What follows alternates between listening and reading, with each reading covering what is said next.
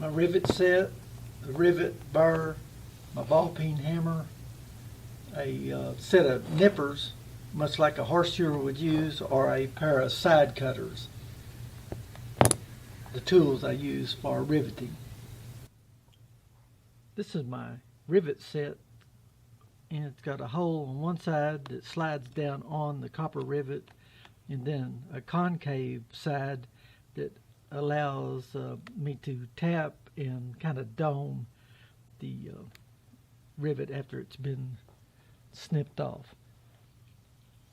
I've got this little ball peen hammer that I polished and kind of tidied up, and it works good for braiding the rivet. Drive the burr down onto the rivet shaft there. Now I'll snip off that, and as you'll notice, it's sticking up a little bit, so I'll take the concave side of my rivet set and kind of dome that a little bit. Now it needs flattening out just a little bit to give that a smooth feel.